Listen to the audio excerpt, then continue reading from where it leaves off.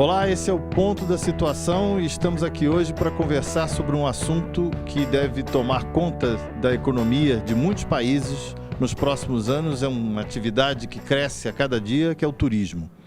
E vamos falar aqui com o Ricardo Cécio, que é Country Manager da The Fork TripAdvisor. Ricardo tem 46 anos, nascido em Setúbal, formado em gestão em Lisboa e com mestrado em Stanford, pós-graduação em Stanford. Veio para cá em 2013 e para lançar o The Best Tables, que era uma plataforma de marcação de restaurantes feita em Portugal. E que vendeu essa plataforma para a TripAdvisor em 2015. Eles escolheram, a TripAdvisor escolheu a The Best Tables, que virou The Fork. Ricardo, como é que foi essa experiência? O que o The Best Tables agregou ao TripAdvisor? Boas, Carlos, tudo bom? Ora bem, houve várias frentes e houve várias razões que levaram o TripAdvisor a adquirir a Best Tables e a termos consumado um casamento que começou como um primeiro namoro ainda em Portugal. Nós, como referiste, nós lançámos a Best Tables em Portugal e eu vim em 2013 para o Brasil. Já em 2012 nós tínhamos uma parceria com o TripAdvisor, ou seja, a plataforma de reservas de restaurantes do TripAdvisor em Portugal já era todo o motor de reserva já era o do Best Tables. Quando eu vim para o Brasil, estendemos essa parceria para o Brasil em 2014, foi quando lançámos o site da Best Tables aqui no Brasil, primeiramente só em São Paulo, e bom, em 2015 o TripAdvisor olhou para a América Latina como um mercado com potencial, e tem de facto neste setor dos restaurantes, e portanto é inquestionável. Nós saímos à rua em São Paulo, portanto a qualidade e a quantidade de restaurantes é absurda. Diz-se até que, é uma frase que eu adoro, o Rio tem as praias e São Paulo tem os restaurantes, não é? Bom, e eu, atraído por esse potencial, vim então para o Brasil em 2013. 2015 o TripAdvisor começou a olhar para startups, portanto para empresas com potencial para adquirir e começar a sua operação aqui no Brasil. Das várias que existiam, portanto a escolha, infelizmente, acabou por recair sobre a Best Tables e portanto eles adquiriram as operações em Portugal e em Espanha, e com uma única compra fecharam um pouco o ciclo na Europa, porque já tinham feito algumas aquisições lá. E começaram as operações na América Latina através da sociedade que foi por mim criada aqui, que é a Best Tables Brasil Limitada. Vocês, hoje, esse The Fork está presente em 12 países, não é isso? Bom, neste momento está presente em 12 países, com uma aquisição recente que nós tivemos, dentro em breve em 18 países. Como marca, mas como empresa já são 18 países que estamos a cobrir com o nosso negócio. E essa é apenas uma das vertentes do TripAdvisor, porque é um site que tem 580 milhões de acessos por mês. É o maior site de viagens do mundo, né? São 480 milhões de acessos de visitas únicas, nem acesso, é visitas únicas por mês. São números absurdos, é claramente o maior site de viagens global no mundo, e para lhe dar assim uma noção da cobertura do TripAdvisor em termos de audiência de viagens por esse mundo fora, 60% das pessoas que decidem empreender uma viagem consultam online para fazer uma escolha para se informarem sobre uma acomodação, sobre um lugar onde dormir ou onde ficar ou por aí fora, onde ir comer. 60% delas passam pelo TripAdvisor, consultam o TripAdvisor. É uma audiência enorme. Agora, eu acho que a gente pode dizer que nesse universo digital que a gente vive hoje, eu acho que um dos mercados que mais soube aproveitar essa ferramenta digital é esse mercado do turismo, né? De marcações de hotéis, de verificação de estrelas, de acomodações e de restaurantes e ofertas de viagem e aluguel de carros. Isso é com certeza um dos mercados que mais aproveitou isso, né? Sem dúvida. O turismo nas várias frentes que tem, vários setores ou verticais de negócio, foi desde os inícios da internet o setor que atraiu mais startups, desde logo o TripAdvisor, sem dúvida, mas toda uma série de muitas outras, o Booking, sem dúvida também, e muitas outras, que atraiu de facto uma série de startups para facilitar a vida do consumidor e também do negócio em si, do merchant, como nós dizemos no meio. A tecnologia permitiu aquilo que a publicidade até então fazia, que era passar uma mensagem de um hotel, de um destino, seja o que for, a um consumidor, e fazia a passagem da mensagem e ponto final, e toda a execução da reserva era feita pelo telefone ou pela agência. O advento da internet o que permitiu foi exatamente fazer cortar esse intermediário, exatamente o middleman, e começar a permitir de uma forma muito incipiente na altura, muito, para nós hoje era impensável, não é? Para nós hoje, se nós olhássemos para aquela solução, não, isto nunca vai funcionar. Como muita gente na altura disse. Mas de facto os primórdios começaram assim, e a internet permitiu na altura fazer a execução, o consumidor fazer a execução, realizar a sua reserva no hotel, ele próprio, sem depender de intermediário. A partir do momento em que isso começou a ser possível pela ferramenta, pela tecnologia da internet, toda uma série de mecanismos complementares, entre os quais o TripAdvisor começaram a surgir, que mudaram drasticamente, totalmente, portanto, a paisagem, digamos assim, o cenário, a forma de fazer negócio, os players. Mudaram os players que, digamos, dominam ou controlam, têm uma fatia de leão do negócio do turismo, mudaram radicalmente em 10 anos. Foi uma disrupção completa, né? Hoje quem está dominando esse mercado não tem nada a ver com o pessoal que estava... Nada. Agora, isso também promoveu uma explosão do turismo mundial, né? Nós estamos vendo hoje números de turismo crescentes inacreditáveis, né? Outro fator também que contribuiu exatamente para isso, e que leva a que os números de turistas pelos mais variados, o número de turistas mundiais tenha triplicado ou quadriplicado em termos percentuais, não em termos totais, obviamente, em termos percentuais. Há um acesso muito mais fácil da classe média, mas sem comparação, ao produto, ao consumo da viagem. Também contribuiu a redução do custo das viagens, das passagens aéreas. E depois aí há umas mudanças de comportamento de consumo bem interessantes que a gente provavelmente já fala, mas o acesso da classe média, ou seja, do grosso da população humana à viagem, foi algo que foi democratizado, não só com a internet, pela escolha, mas também com os indicadores de economia de países emergentes, dos países já estabelecidos. A classe média passou a ter acesso a um determinado número de bens e consumos, e a viagem e o turismo foi um deles, sem dúvida.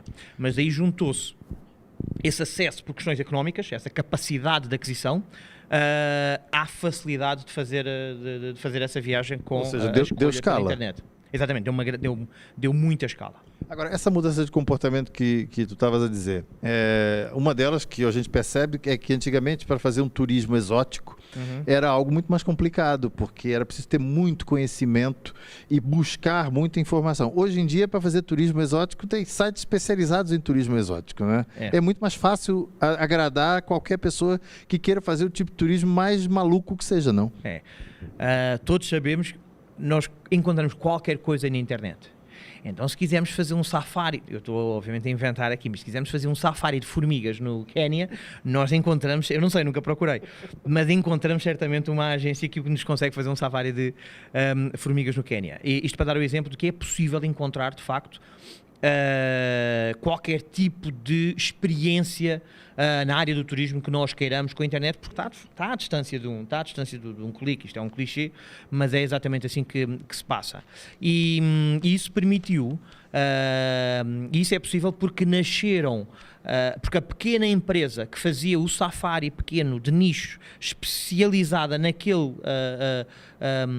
nicho de negócio, naquele nicho do turismo, e que só conseguia chegar a uma mão cheia de clientes, ela de repente passou a poder comunicar com o mundo inteiro, e obviamente que passou a requerer um outro tipo de know-how e de especialização para se conseguir chegar ao turista da Alemanha, ao turista dos Estados Unidos, ao turista asiático, para o trazer até si e proporcionar a experiência que está trabalhando. Antes isso não era possível. Uma empresa de nicho, turismo, de outros setores também, mas estamos a falar do turismo, que quisesse chegar, não é que quisesse, não tinha condições para chegar, de facto, a qualquer cliente nos Estados Unidos ou na Ásia, ou nos Estados Unidos, ou na Alemanha, por exemplo, para oferecer o produto especializado que tinha. Portanto, havia uma limitação muito grande. E o que se passa depois é uma progressão, isto de facto é uma progressão geométrica, porque a quantidade de interesses diferentes do consumidor é tão vasto quanto o número de empresas que de facto depois proliferam, e a internet permite que todas elas tenham a sua voz para chegar a toda a gente. Isso foi um multiplicador do produto de turismo, da viagem como consumo banalizado. Não, e usaste uma palavra que hoje em dia é uma palavra muito comum hoje quando se fala em consumo, que é a experiência. E a gente nota que as pessoas estão realmente atrás de grandes experiências, né? Compartilham isso nas redes sociais, e esse também é um grande motor de turismo hoje, né? Esse ponto é bem importante a gente falar. Quando falamos em turismo, nós não podemos deixar de tocar no ponto da experiência, e tem dois aspectos fundamentais. Um deles é que as pessoas tomaram consciência do que é a experiência que estão à procura e em avaliar uma experiência, ponto 1. E ela é muitíssimo importante. O consumidor está muito mais instruído, está muito mais elucidado e exigente também. E por outro lado, e agora aqui voltamos à parte digital e à internet, a internet foi um catalisador de toda essa consciência do consumidor sobre a qualidade da experiência que ele quer para si e a avaliação ou apreciação que ele tem das experiências que se colocam como cardápio, digamos assim, como opções que ele tem. E entramos naquilo que é um fenómeno mais que cristalizado já no setor do turismo, que é as reviews. O poder que tem uma review, que tem uma avaliação do cliente, que tem as avaliações dos clientes, para fazer vingar ou não um determinado negócio, uma determinada experiência. Hoje em dia, há uma experiência exatamente muito curiosa, que na verdade é um mito, eu não sei se sabes, que é do sapo na água. Dizem que se colocarmos um sapo em água quente, ele salta, se colocarmos em água fria, depois formos aumentando a temperatura, ele acaba... Não, é um mito, isso na verdade é um mito, mas ela ilustra aquilo que de facto acontece já hoje em dia com a questão das reviews no setor do turismo. Porque elas são atualmente, para quem não sabe, isto não é uma questão de tendência, isto já é um facto. Só que há quem não tenha ainda sentido ou observado que a temperatura da água mudou bastante, e que é o tema da review. Para dar aqui uns dados interessantes, 86% dos clientes, das pessoas, do viajante comum, não faz uma marcação numa acomodação sem consultar as reviews antes. 86%. E em relação aos destinos e experiências em geral, de uma determinada região, 89% não decide sem consultar as reviews. Nossa, impressionante isso. São dados impressionantes. E são dados que nos dizem que praticamente 90% de todas as pessoas que decidem viajar, em todos os momentos que decidem viajar, vão consultar não o site especializado, não o crítico, não o blogueiro de viagem, que também o faz, obviamente, mas não é isso que estamos aqui a referenciar. O que queremos, ou o que eu quero passar, é um dado objetivo de que praticamente, estou a arredondar, 90% das pessoas não tomam uma escolha sem verem as reviews. E aí elas veem as reviews no TripAdvisor, veem as reviews em outros sites. É verdade que nós somos, de facto, o precursor, como obcecados que somos pela opinião do cliente para o cliente. É verdade que é disso que se trata o TripAdvisor, as reviews, as avaliações.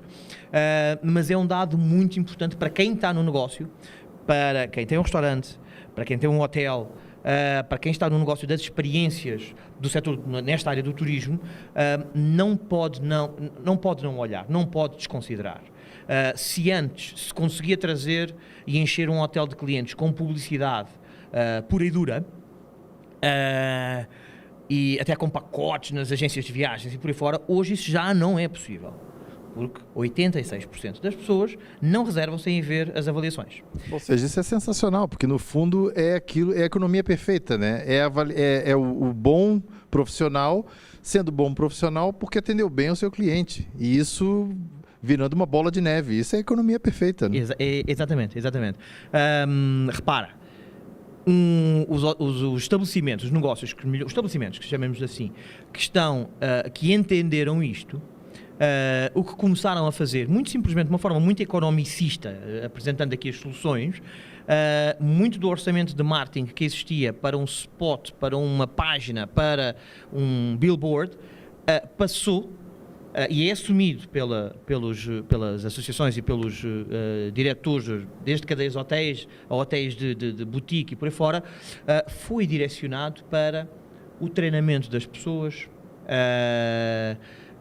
a garantia de que as instalações elas estão num brinco bem mantidas, ou seja, grande parte desse investimento é redirecionado para aquilo que tu falaste há pouco, que é a experiência real do cliente.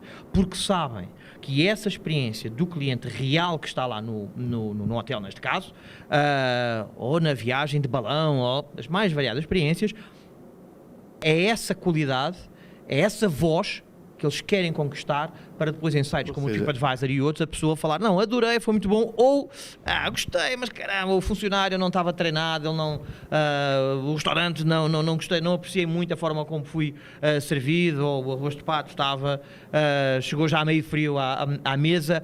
Hoje em dia é o cliente que determina muito do sucesso. Ou seja, do negócio. Essa é a verdadeira publicidade do negócio do turismo hoje. Que é um negócio que está se sofisticando demais, e nós vamos falar depois, no próximo bloco, sobre o turismo no Brasil, o turismo em Portugal e as novas vertentes que podem aí ou não ameaçar essas empresas de turismo que a gente está falando aqui agora.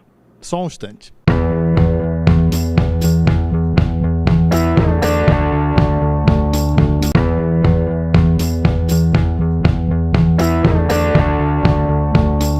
Muito bem, estamos de volta, conversando sobre turismo, aqui com o Ricardo Cécio.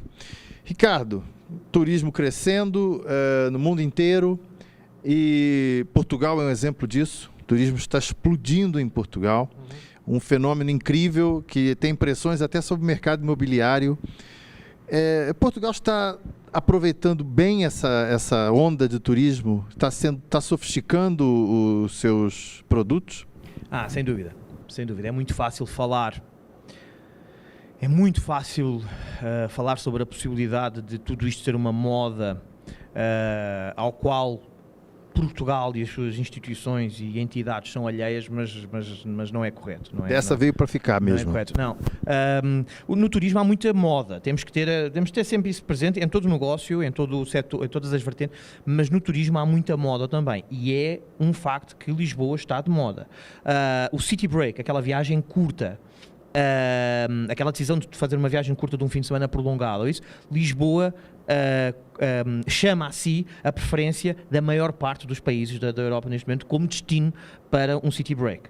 E contribui de facto para os números impressionantes de turistas que recebe a cidade. E que depois até é o fenómeno de spillover, que é aquele fenómeno em que o copo enche, e quando chega no seu limite, portanto faz o spillover, portanto ele extravasa para outras dimensões. O Porto acaba por receber por tabela, e portanto todas as regiões de Portugal, o Algarve sempre foi tipicamente uma região turística, naturalmente, mas Lisboa na gênese e depois Portugal no geral, de facto estão a beneficiar muitíssimo desse fenómeno de onda de moda, do qual estamos a viver agora e estamos a retirar dividendos. Parque hoteleiro altamente renovado, o setor imobiliário, eu vim para o Brasil em 2013. Eu viajo regularmente à Europa e passo por Portugal até para estar um pouco com a família, e 3-4 vezes por ano. E fiz isto com alguma cadência. Eu fui observando, de facto, e é diferente quando a gente vive numa cidade ou quando vamos periodicamente, nós parece que constatamos melhor as diferenças. A água vai esquentando aos poucos e o sapo não percebe. Exatamente, nem mais. e foi óbvio a forma como o setor imobiliário em Portugal, para quem ia ou quem vai de 3 em 3 meses, observa um edifício não devoluto, mas absolutamente não utilizado, preparado para obras, para manutenção, e depois a quantidade de edifícios que se foram renascendo, que foram sendo renovados em Lisboa, e mudando completamente a paisagem da cidade para melhor. Eu acho que isso, na minha opinião, obviamente como profissional, mas também como consumidor, eu acho que foi uma mudança para melhor inequívoca na cidade de Lisboa. Portugal leva uma vantagem que Portugal, cada vez que se conhece Portugal, gosta-se mais de Portugal, não é? Por isso que eu acho que não é uma moda também. Porque a gente vai a Portugal, constata que há uma qualidade de vida muito boa, que há uma gastronomia espetacular, que há vinhos excelentes, não há praticamente episódios de insegurança, então muita gente acaba escolhendo Portugal para viver, depois de tanto viajar a Portugal, acaba vivendo lá. São características únicas. Nós temos em Portugal características únicas. A gastronomia é muito conhecida, é muito falada, mas é sem dúvida. A questão o clima que nós temos e que nós gozamos lá é também um diferencial, mas não é o mais forte. Uma das coisas que nós reparamos, e de facto uma empresa como o TripAdvisor tem muito data, tem muitos dados, muitos. Uma das coisas que é comum na apreciação sobre Portugal dos turistas é o povo, é a forma como as pessoas são recebidas. Eu tenho particular orgulho nisso, porque, sou português, e não se nota, toda a gente gosta de comparar a culinária, a gastronomia portuguesa com qualquer outra gastronomia, e depois aí vai muito de preferência e tudo mais. O clima, mas até algumas regiões do norte da África, agora impossibilitadas com a questão da instabilidade política e tudo mais, mas há vários destes fatores que atraem o turismo, as praias por aí fora, que são discutíveis e que se vê nos fóruns como mas eu gosto mais da gastronomia aqui, ou prefiro a gastronomia ali, ou o clima lá, ou as praias assim, dão mais para o surf ou menos para o surf. Uma coisa que é indiscutível, porque as pessoas só se lembram de comentar relativamente a Portugal, é a qualidade, é a hospitalidade, a forma como as pessoas são recebidas. Então, juntou-se aqui uma tempestade perfeita, ou seja, as circunstâncias perfeitas, em termos opostos, da gastronomia, o clima, o povo, a componente histórica portanto, que tem Portugal como nação antiquérrima, que de facto está a contribuir para números, não só em quantidade, mas em qualidade também do turista que vai a Lisboa. Agora, Portugal recebe mais ou menos uns 20 milhões de turistas por ano. É um país que deve ser do tamanho de Pernambuco ou até menor. E aí vemos para o Brasil recebe 6 milhões de turistas por ano e esse número não aumenta. O que acontece com o Brasil? O que é preciso fazer? O que nós estamos fazendo de muito errado, né? Porque de errado nós estamos fazendo muita coisa. Por que o Brasil não consegue ter números decentes, que são números equivalentes aos números do Peru aqui, um país também pequeno? É verdade, esses dados são... Portugal recebe 3 vezes mais turistas anualmente do que o Brasil. Desde logo há um fator que é o fator imediato e conhecido e que nós sabemos que é para o turista médio, a família média, de classe média, o turista médio, ou seja, de perfil de gosto e de interesses, que movimenta uma grande quantidade de turistas, por exemplo, na Europa, o Brasil não está desenhado, não é o perfil de produto para esse tipo de turistas. A começar, desde logo, porque tem uma componente de aventura, não pela aventura em si, mas pela dúvida sobre a segurança que as pessoas vão encontrar no país em causa. E, portanto, acaba por ser uma opção renegada logo para segundo ou terceiro plano, exatamente porque os mídia refletem um pouco daquilo que é a realidade que se vive no Brasil, que é completamente diferente da Europa, e em relação a Portugal, que em termos de segurança é ainda goza ainda de maior sentimento de segurança e de qualidade de vida nesse sentido na Europa. Portanto há uma diferença aí abismal entre a Europa e o Brasil e entre Portugal e o Brasil. Desde logo há uma questão que não tem a ver com a indústria e com o setor do turismo no Brasil, tem a ver com o país em si, com a própria estrutura social e a realidade brasileira, que tem uma influência muito grande na decisão de muitos turistas na tomada das suas, nas suas opções de viagem. Mas é só isso? É só a segurança? Porque a gente às vezes tem a ideia de que não é só a segurança. Os produtos estão mal desenhados, o atendimento ao turista é mau.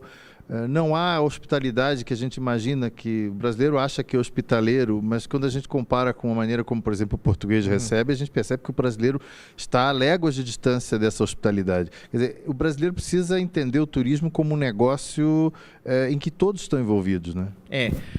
E funciona na verdade funciona como um ciclo, não virtuoso, mas um pouco vicioso neste caso, porque é precisamente a ausência de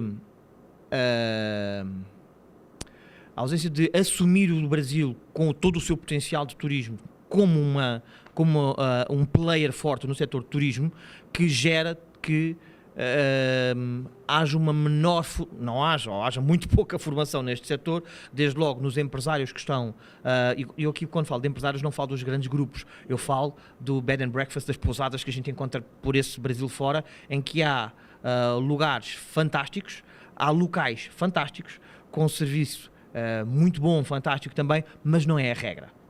Não é a regra, não é um standard de conhecimento, de treinamento, de formação, com o profissionalismo que nós encontramos em média noutros lugares. É preciso procurar muito mais no Brasil para se conseguir encontrar coisas muito boas que existem, mas em média há uma quantidade tão grande, uma diversidade tão grande, que ainda não se está nesse nível de profissionalismo que começa no setor de formação do turismo, desde logo pela ausência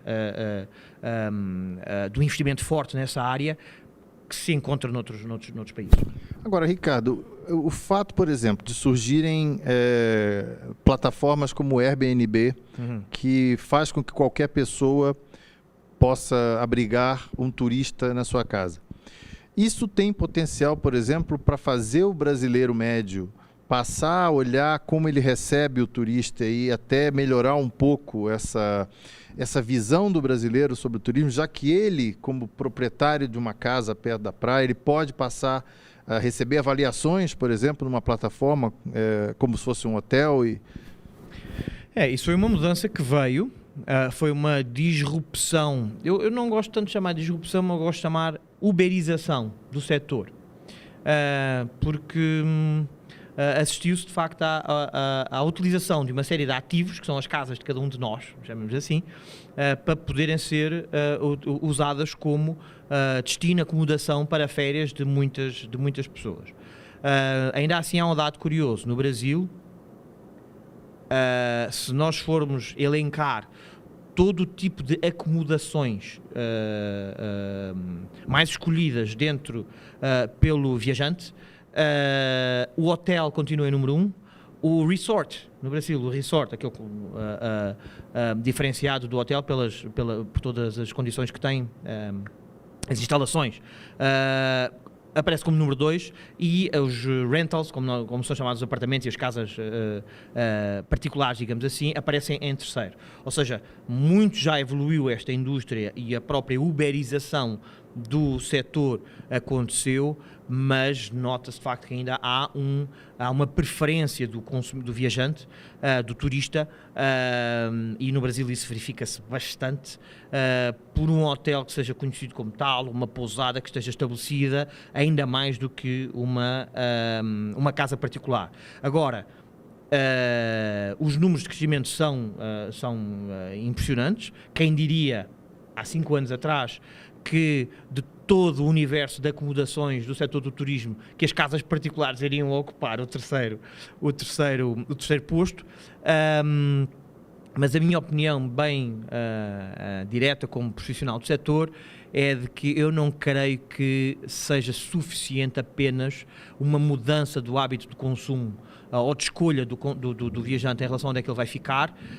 Eu não creio que seja suficiente para mudar aquilo que fundamentalmente, a base fundamental que é necessária para dar um upgrade ou dar uma subida de nível em relação à qualidade do turismo. Eu acho que ele começa é essencial que ele comece na formação, no treinamento de base, porque esse treinamento é que muda a consciência, o espírito com quem está a atender.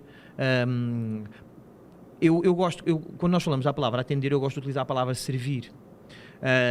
No TripAdvisor é assim que nós entendemos as coisas. Nós, quando trabalhamos para alguém, quando recebemos, nós estamos a servir alguém. Esta palavra às vezes pode ter uma conotação menos positiva, mas a partir do momento em que ela é interiorizada, sem qualquer espécie de preconceito, muda algo muito importante, que é a percepção de que nós estamos ali não só para colocar um prato de comida na mesa ou para abrir a porta de um hotel e colocar a pessoa, mas, voltando novamente àquela conversa que a gente teve há pouco, para proporcionar a melhor experiência. Uma experiência. E começa aí. Eu sou um crente de que o treinamento, a formação humana, ela é determinante para mudar a experiência em todos os setores, mas aqui no turismo então isso é gritante. O Airbnb, ou plataformas semelhantes, são uma ameaça para o TripAdvisor? Não há. Bom, desde logo não é ameaça, porque o próprio TripAdvisor, ou TripAdvisor, é um aglomerador de vários verticais dentro do turismo. Se o consumidor quer um hotel, ele encontra, um resort, uma casa particular, ele também aluga através ele encontra e aluga através do TripAdvisor, um restaurante, uma atração, uma viagem, por aí fora. Aliás, agora começou recentemente, as próprias companhias aéreas também já iniciámos um vertical de companhias aéreas para ajudar o consumidor a fazer a escolha do voo e da companhia aérea. Portanto, mas respondendo diretamente, não, eu não acho que haja aqui uma ameaça. O que eu acho é que todos os players dentro do setor do turismo devem trabalhar em prol do setor para, lá está, fazer o tal upgrade de consciência, seja no serviço, seja na qualidade do design, da forma como os produtos são concebidos, o produto turístico é concebido. Eu acho que isso sim é o objetivo do setor. E não é ameaça porque todo mundo está convivendo aqui para gerar uma dinâmica dentro do setor nas mais variadas frentes. No nosso caso, como eu falei, nós temos a felicidade de cobrir, de facto, estas vertentes, desde o hotel ao resort, e, portanto, eu acho que o que temos é que trabalhar em conjunto para melhorar a experiência do consumidor em todas essas frentes. Obrigado, Ricardo. Conversei com o Ricardo Cécio, Country Manager do The Fork TripAdvisor, e ficamos por aqui no Ponto da Situação. Até a próxima.